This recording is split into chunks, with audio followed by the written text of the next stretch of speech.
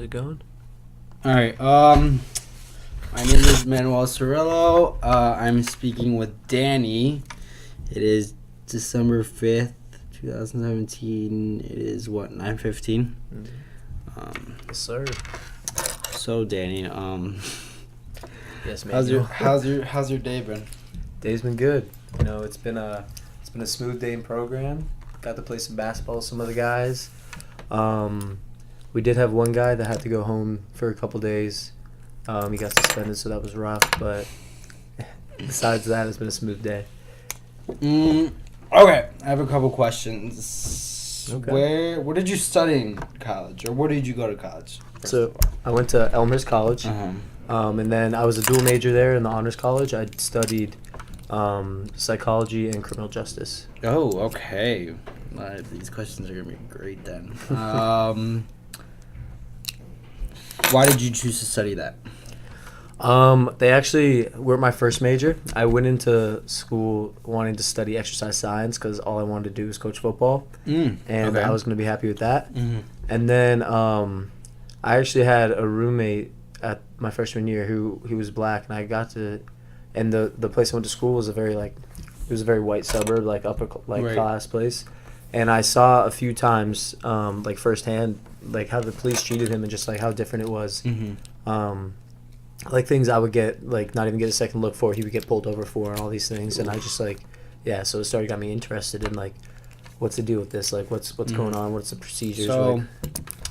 I don't know, what's your like input in like police brutality? So there's a few reasons I think it happens so much. One, I think it's been happening for a while, but like now that social medias and like phones are on everybody, like it's getting out a lot more. So everyone's getting to see it now, which is, I think it's a good thing. It's been making it known and like brought it to the forefront.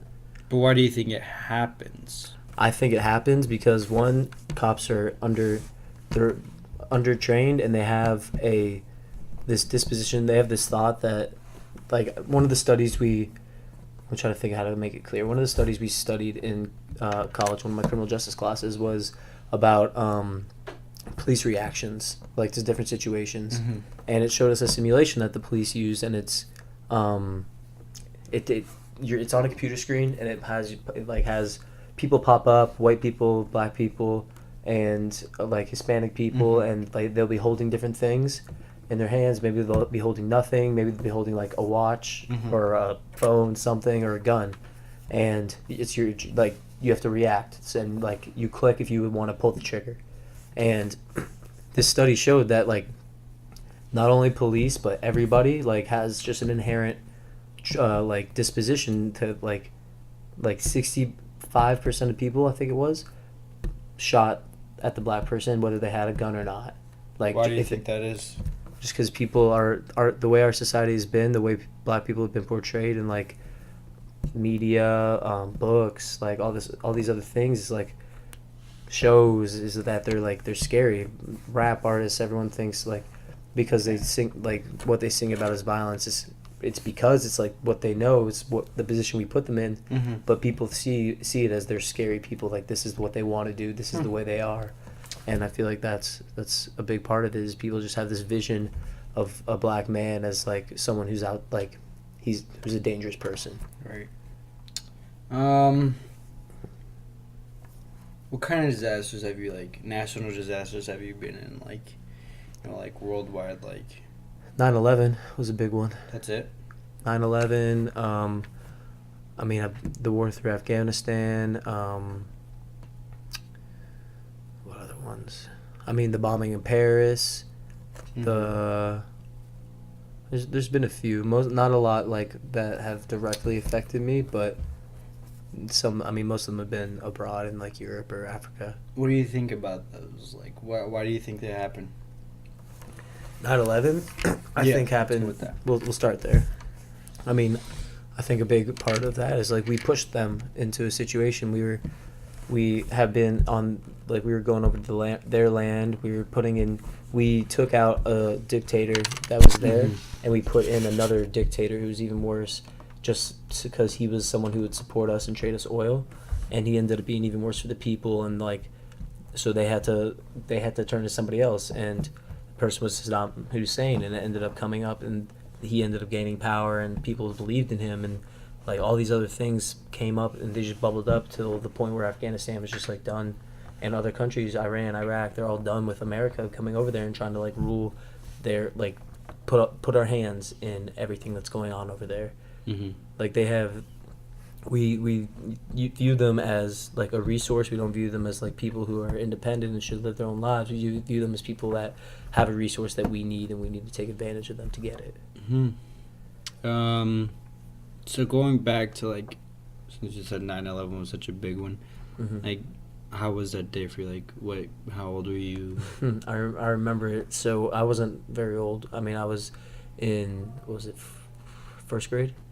I was in first grade, but I remember the day perfectly, and it's funny because I don't remember anything from back then, really. Right. But I remember that day we were sitting in class, and the teacher had the TV on, watching the news, of course, Mhm. like about what was happening. Yeah. I remember thinking she had a movie on, and she just had us all like, she told us all to go like she had us like coloring, doing some other stuff like away from the TV. But like Right. I mean, being curious, of course, and a kid like nosy, like started paying attention, and that's when like I could see on my teacher's face that like something like crazy was happening. Mm-hmm.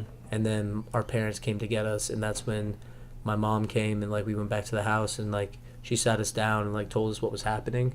And I mean, we didn't really comprehend at the time, but I was just like, and she just told us that we had been attacked, and like like so many people had died.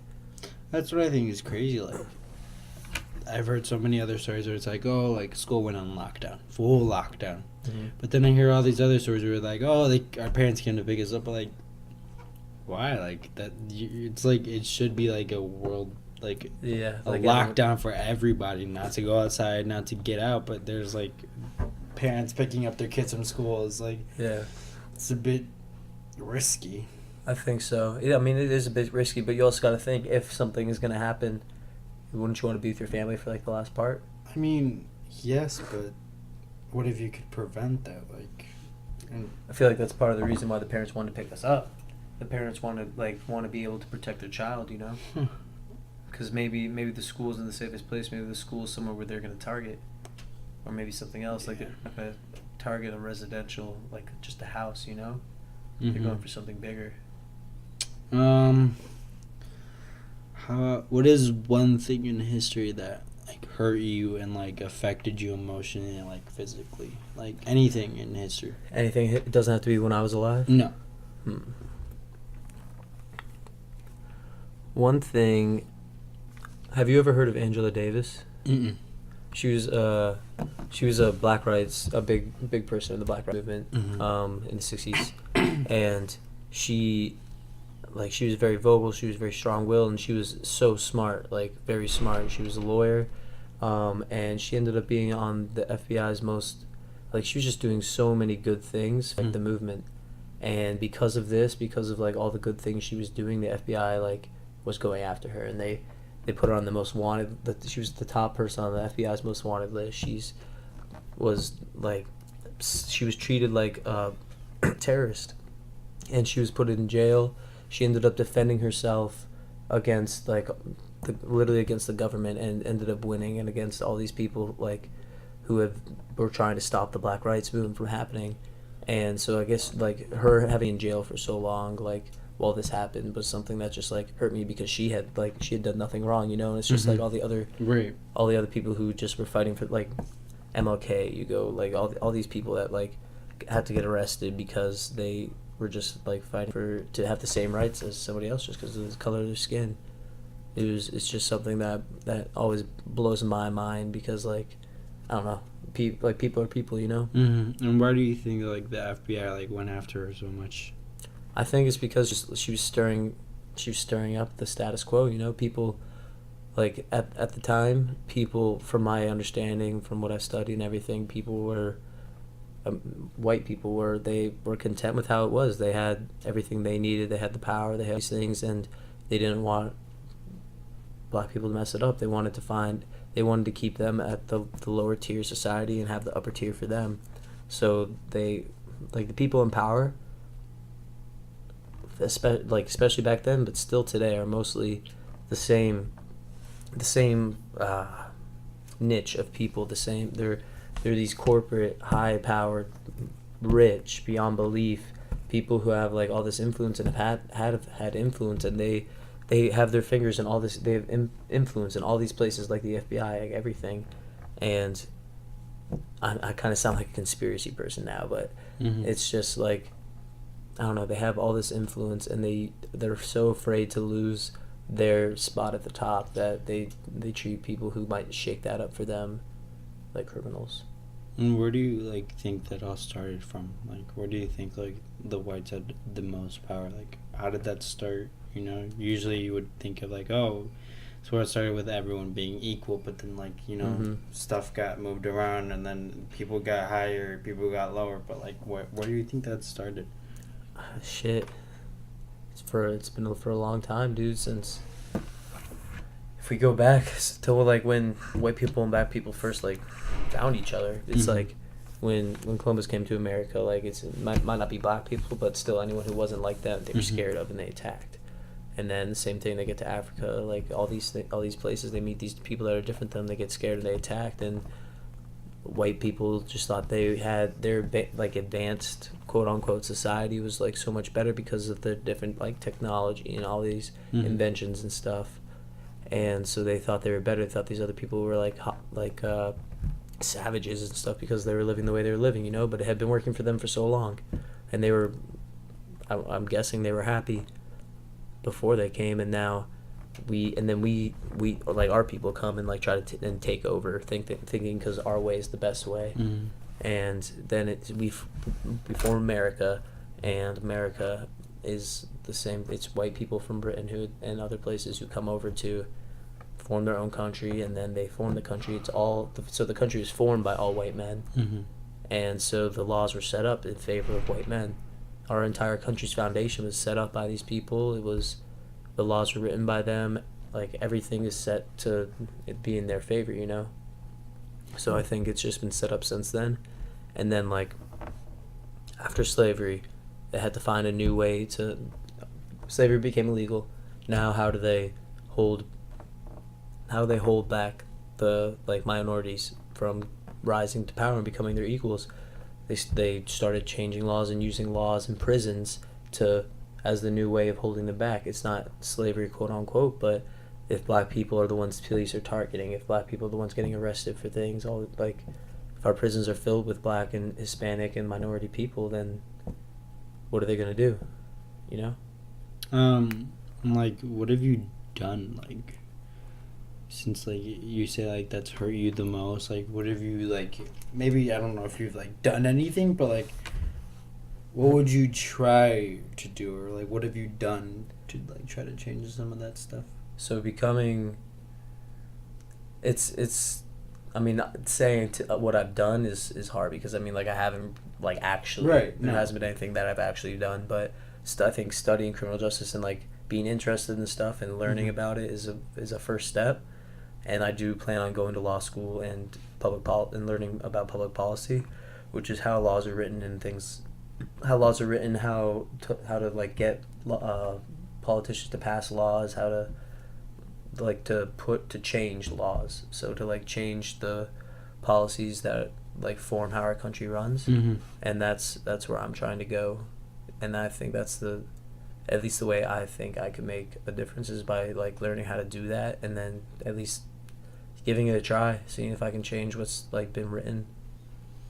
And I remember we were talking about this earlier. You went abroad for college, right? Yeah.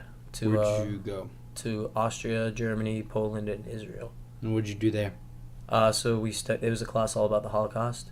So we started off in Nuremberg, Germany, which is where they had, Hitler had his Zeppelin field, which is the giant field where he had most of his rallies, and he had the hall, the giant Congress hall there, where he had all the rallies as well.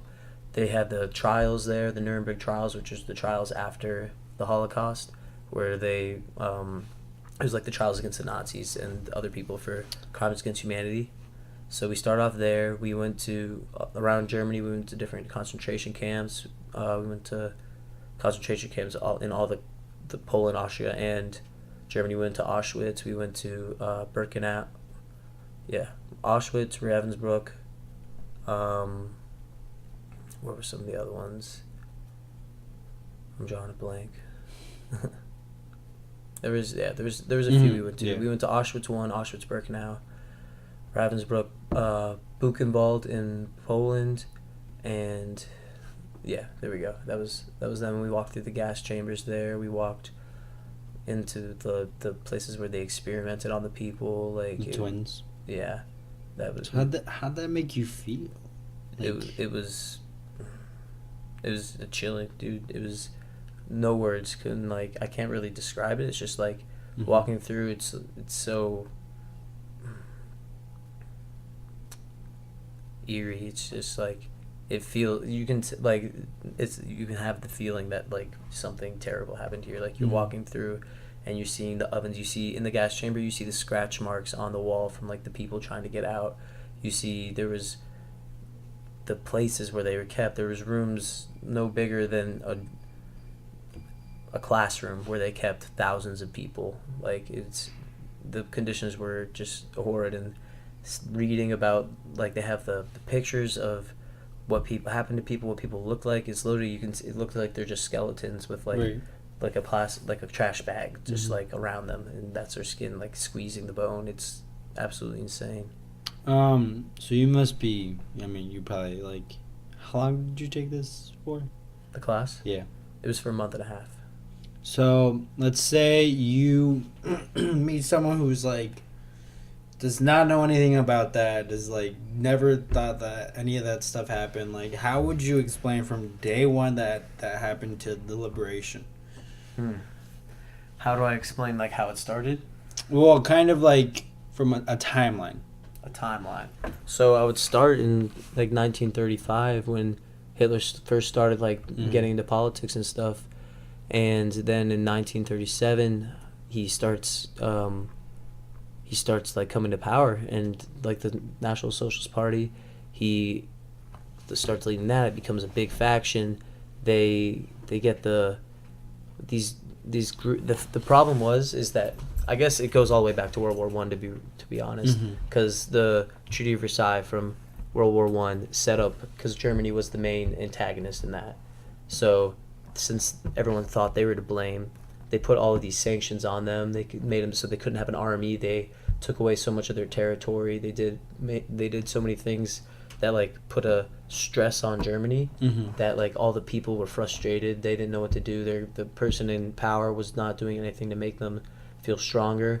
And then this guy Hitler comes up who's like really charismatic. He's loud. He's a great vocalist, great speaker. He's just like empowering, and he talks about how great Germany was, how great Germany can be again. And he just instills these people with like this great feeling of nationality, this great like love for their country. And so everyone's like just thinking that they want to fight for their country, you know, and they start this group called the Hitler Youth. It's crazy how it sounds just like what's happening now. You're so right. Literally, exactly. like that's literally what he says. Like, Make America great again, right. dude. And I'm like, That's right. literally how it started. It started that, and then they started Hitler Youth clubs, where like so all the kids were growing up.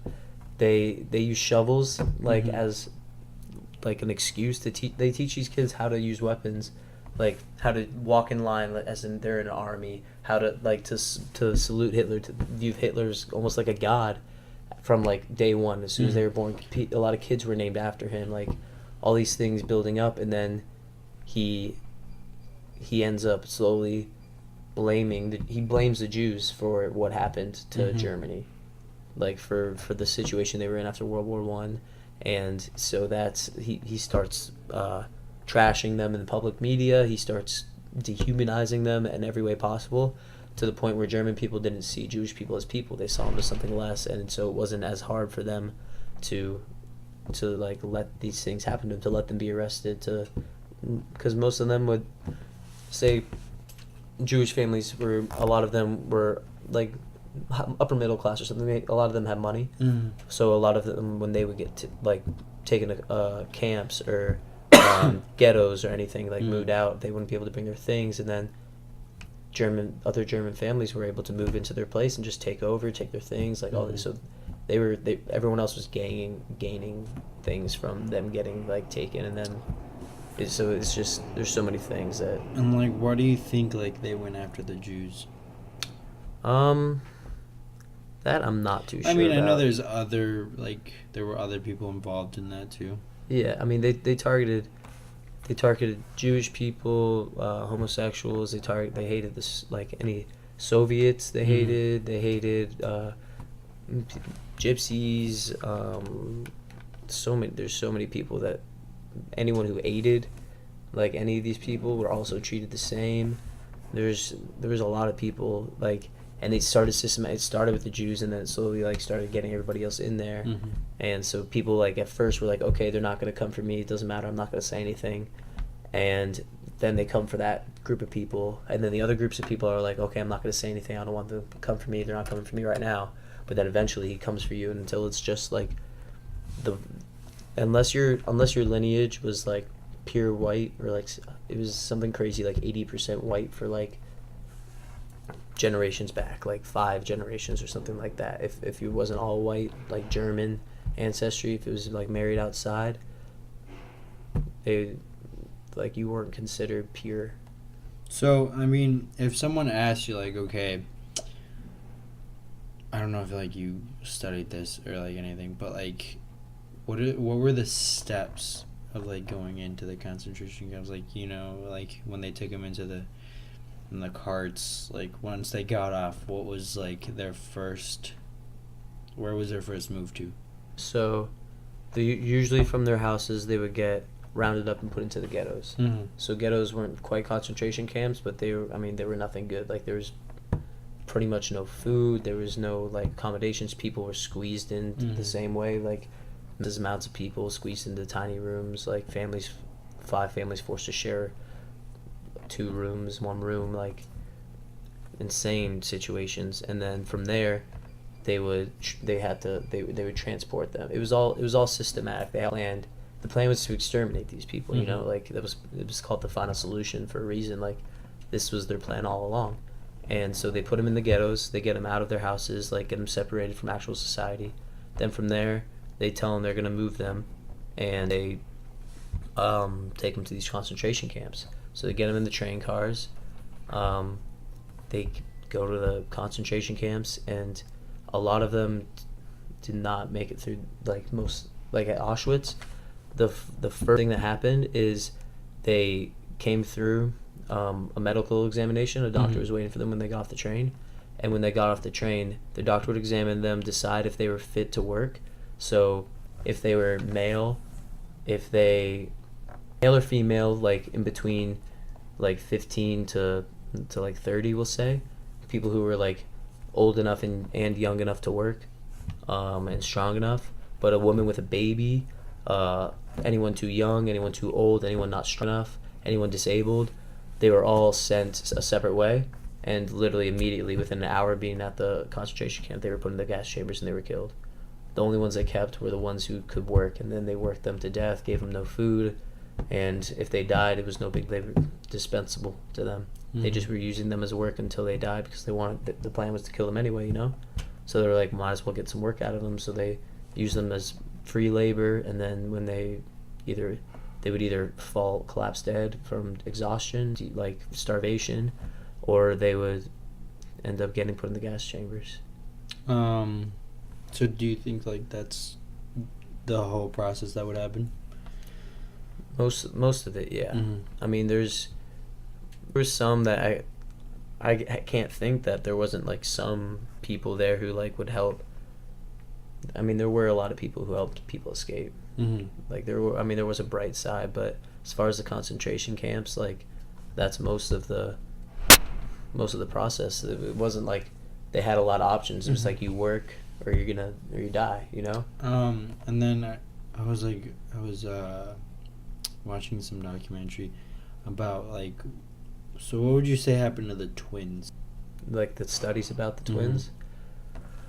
That was probably one of the most disturbing things that I learned about. Dr. Mendeley would like he was so into twins because they were so genetically the same that he would have one. So one of the twins would be the control, and one of the twins would be the experimental one.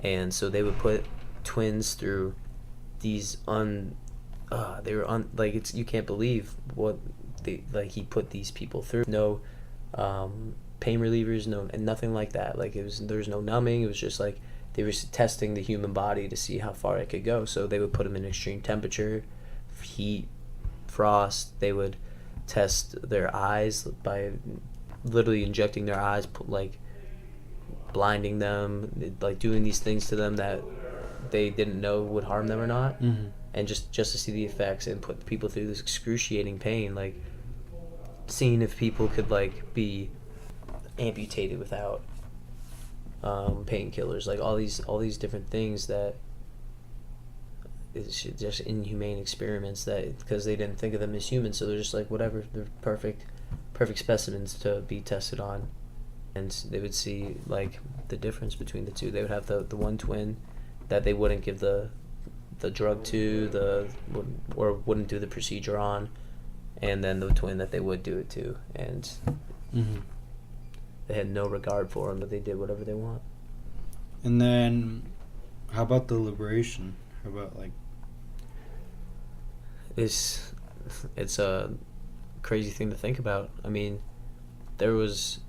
So, I mean, you got to think if you were in that situation in the concentration camp, you probably think there's no way you think you're gonna survive this, you know? Right. And then one day, like like an army rolls up and sets you free. Like I can't imagine the feeling that they had, but it was something the Germans knew were coming. So the liberation was like, it was kind of like a rush for the Germans to like kill as many, because they had to they wanted to try to cover their tracks. They wanted to try to like get rid of as many of these people as possible. So it started mass killings, not only in the gas chambers, but mass shootings, mass marches. The marches, they would have the concentration camps that were closer to the edges, so where the ones that the Soviets and Americans would get to, or the Allies would get to faster. They would march all the prisoners in these concentration camps closer to the center, and these marches were literally just death marches. So they would just walk them until, or they wouldn't even walk. A lot of them made them run, and they would just go until they collapsed and died, or made it to the next concentration camp. And you got like, this is in the middle of the winter, a lot of it, right? And they had no a lot of them had no shoes. No, they didn't give them winter clothing or anything. Like, so a lot of them died of like, they froze to death, you know, like, and exhaustion and dehydration, starvation, like, and then when they get to the next concentration camp, they're either gassed or they're doing the same thing to another concentration camp. So the liberation was like a rough part for a lot of people because the Germans knew it was coming. But for the ones who survived, like, I mean, they saved a lot of people. Do you know how many they saved? That I don't know. I know over 6 billion Jewish people died, and over 7 billion people were killed in the concentration camps. Whoa. It's not, I said billion, I meant million, sorry. So I'm wondering, like, I don't really think there were that many people that survived that. There's not the one that were in the concentration camps. There really weren't, and that's why we went to Israel at the end of the camp to see what happened, because Israel wasn't a country 100 years ago, you know? Mm-hmm.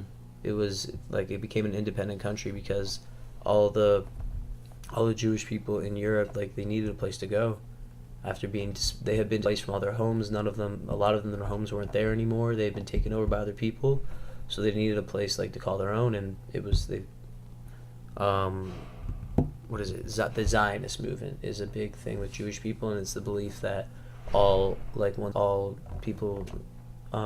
Jewish people are back in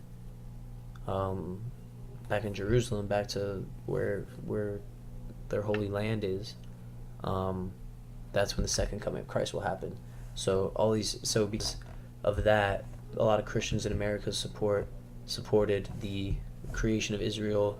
People in Europe supported the creation of Israel because they needed somewhere to put them. After they were liberated and they had nowhere to go, so they took this land and gave it to like the Jewish people, and like it's a good thing for them that they get their own land, and everything. But they ended up in that process of giving Israel land, they took land from Palestine, and that now because of that, like now Palestine is like in such a terrible spot because the Israelis refuse to like have cut them almost completely off from their farms, hospitals, everything. Like Palestine is now like almost a ghetto. Like we went to the Palestinian side and it's insane.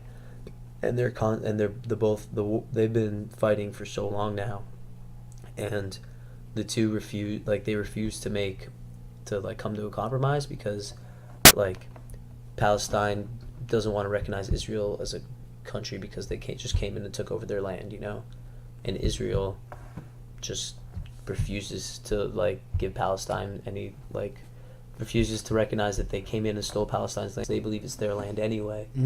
And so they fight. They both fighting. They refuse to like come to any agreements. Or just both refuse to move on anything. So now that's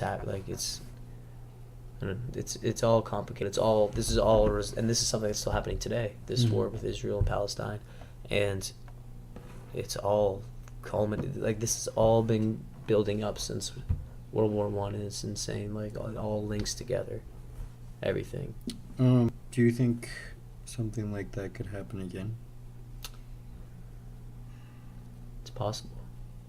If the thing is like people don't, when something like that's happened, like it's easy for us right now to look back and like criticize what was happening when we look back at what was happening and we know all the details of everything afterwards. But a lot of people don't notice that kind of stuff happening as it's happening. And like you have to consciously look for it. Like in America right now, the fact that minorities, black people especially, are getting treated so poorly, and it's finally like getting known and like coming into like the forefront of like news and things, like that's happening. The Black Lives Matter movement is like becoming a bigger movement, but Obama was president, but as a response to that, look who got elected. I feel like our country there was a lot of people in our country who were either scared, angry, or some kind of upset about like Obama being president, and it was too much change at once, I feel like.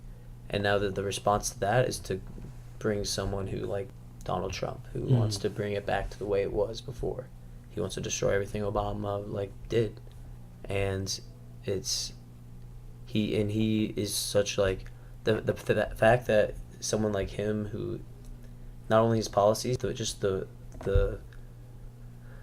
it's hard, I don't know, the manner he goes about it. Like president is someone who's supposed to have prestige, and someone people look up to, and he's out here like the way he talks about people, the way he talks about other countries, the way he talks about people who aren't like him, and it's all insane the way he just goes about the office. It's just like, to me, it's an insult. I don't like I feel like he just isn't what a president should represent of a country. He's when other countries look at us, that's what they see. They see him as he's the image they see because he's who we elected. He's our representation to the rest of the world. So I think there's going to be a fight here, or there's going to be a fight from somewhere else. But it's like he's building up so much tension. So much tension, yeah. That's a great way to put it. Building up so much tension. He attacks everybody with no regard. He doesn't have any regard for anybody's feelings, anybody's honor, any of those things. He's incredible in a bad way. So if you could, I'm not saying like it's happening, but like if you could compare some things that happened then that are happening now, what would you say? I would say trying to build nationalism is something that's what brought Hitler to power. That's what Donald Trump did. He used the he used scare tactics. Not in the same way. Like he he used he twisted like Obama did in the situation our country is in into a way that would scare our citizens into thinking we needed to be saved and be made great again, and like we had been brought to this terrible place when really it wasn't that situation. But in in that in what he did, he made the whole scare the country was up in like they were terrified, a lot of them. Like it was bringing up so much he brought up so much emotions from people, and he didn't tell everyone what he wanted to do with the country. He just told everyone that the country needed help and that he was the person to do it, and everyone loved like that. Mm-hmm. He didn't tell how he could help, what he could do, what he was going to do, but he said that we needed help and he was the one. And that's something that reminds me just of like what I studied about Hitler. Mm-hmm. And now like the way anyone who challenges him, anyone who investigates anything he does, the fact that he tries to fire them all is like we have checks and balances for a reason. We have these different systems set up for a reason, so no one person can have that kind of power, so that other branches will be able to check you even if you are right, but to like make sure. And anyone who questions him, he fires. I mean, that's exactly what Hitler did too. It's like you can't, if you fire everyone who disagrees with you, then even in a democracy, if it's still a quote unquote democracy, if everyone that disagrees with you gets fired, then it's turning into a dictatorship. If it's only going to be people around you that say yes to what you want to do, and if anyone changes their mind and ends up questioning you, you fire them, and then you just keep going. You do what you were going to do anyway, whether it was right or wrong.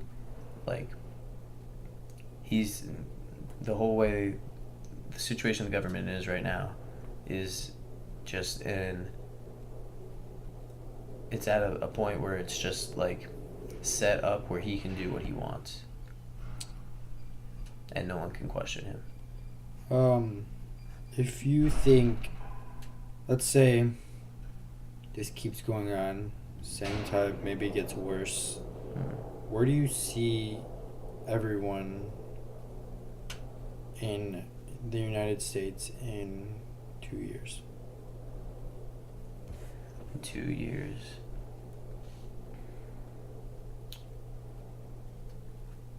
In 2 years. Or maybe just re-put it. How long do you think it could take for something to get real bad? I think if Donald Trump makes it the whole 4 years, it's gonna end up blowing up before he's done. I do think it is. Not. I mean, I don't think I think like a revolution might be the wrong word, but like there's gonna be a movement. There's gonna be a movement for human rights. There's gonna be a movement for just global like moral decency and all these things that like he just disregards and doesn't put any effect into. Especially not even just America, because people around the world are outraged at what he's said, what he's done. Like he's in the tax code he just passed, there's not just like what he did to the taxes was he used that to change so many other things too, like destroy wildlife conservations, destroy all these other things that were like protecting things that might not be economically like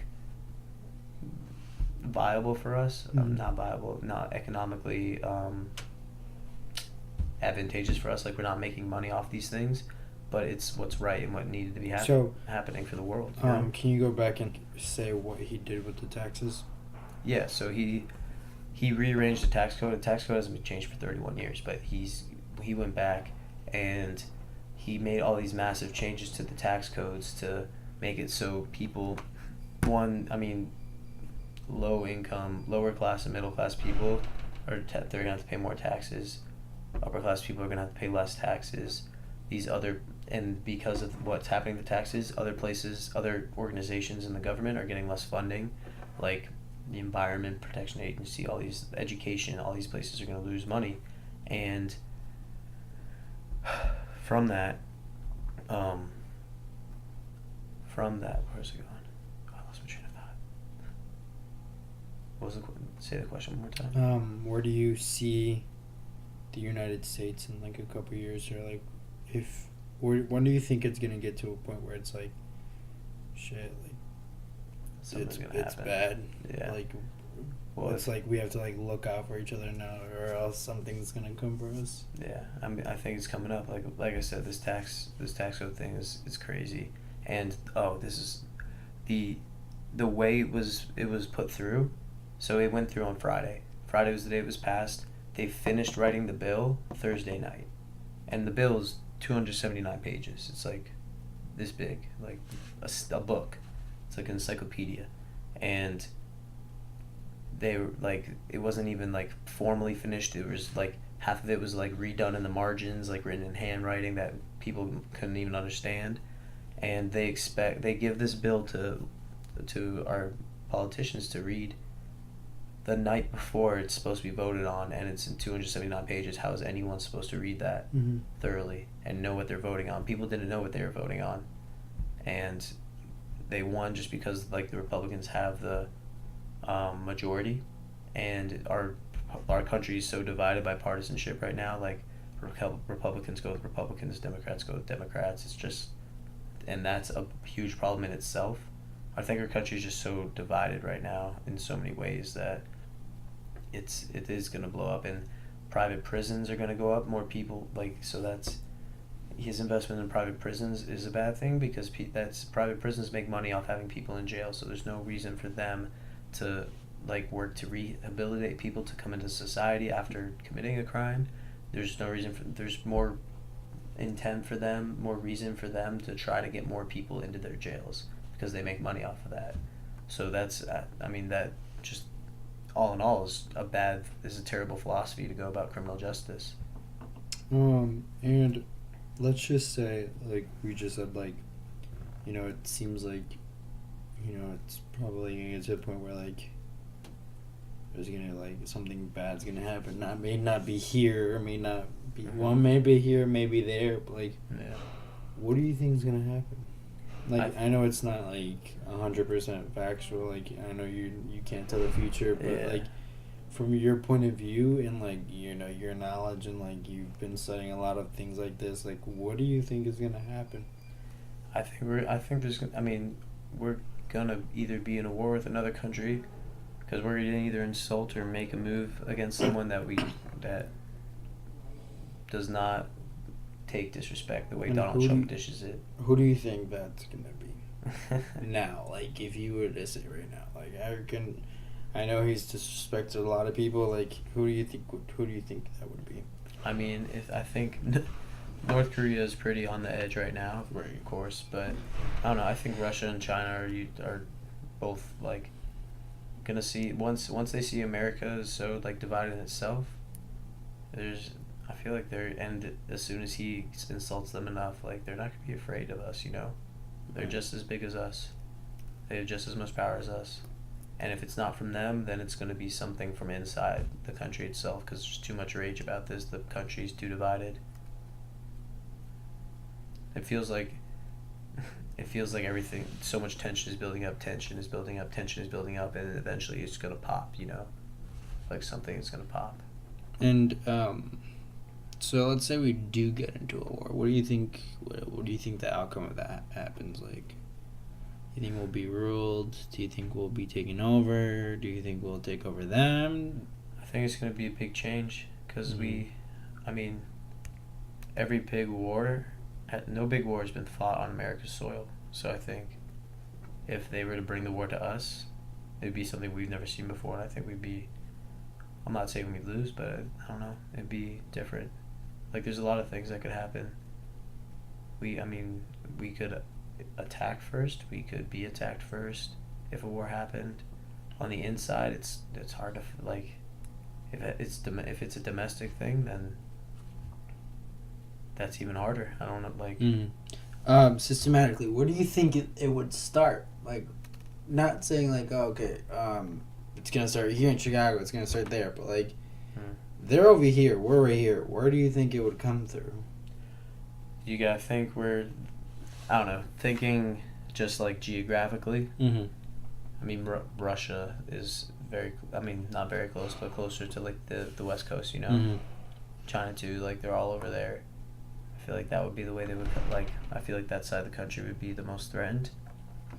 Same thing with North Korea; those are the closest to them. So I feel like that's how it would be in danger. But I think the other thing we gotta be scared of is just like there's people in our country who are on this like would be on the side of those other countries. So like internal attacks too, even like they might not be domestic, but they would happen. Like they might not be citizens of the U.S., but people from the other countries attacking us domestically. You know, there's so like from inside our borders. There's so many. Do you think that's what causes terrorism here? Yeah, I think that is it. It's terrorism. A lot of, and if we're going back to like the fear of Muslim terrorists, since we're talking about terrorists, a lot of people these days feel like that's like the biggest fear, but the biggest fear we should have, I think, is like of the white people, black people, everyone in this country who has reasons to sympathize and has been like, who might take the side of the terrorist organizations. You know, like our regular people getting frustrated with our government is a dangerous thing, because there's so many organizations that want to hurt us, so many places out there that do want to hurt us, that like if our citizens become so enraged or have so much discontent for our government, they could side with these people and they could be an attack on us and I feel like that's one of our biggest fears, is like the discontent building in our country so much that the people inside of it side with other countries. And probably like a couple last questions, but how long do you think it'll take before some of that stuff like happens? Like if he just keeps bashing other places, and like how long do you think? I mean, I know we probably haven't gotten like warnings from Korea and all that stuff, like, yeah. And he just does not give two fucks about anything. Yeah, I think at this point it could happen at any time. That's the thing. Like it could happen within a year. I don't know, and it's not like you said that we've gotten threats from North Korea, and I feel other people see other countries see the discontent in our country that is already here, and then there's also like our country is so enraged right now. Like half of our country is so enraged with what is happening, that like, and it's just getting worse every day. So if people are getting pushed, I think it could happen in the next year or so, and it's kind of scary, but shit, I hope it doesn't happen. All right. Well, that's about it. Cool. Hope Thank you. Yeah, that was helpful. Pretty good. It's pretty good. Thanks. Got you, dude. Oh man, it's 10 o'clock.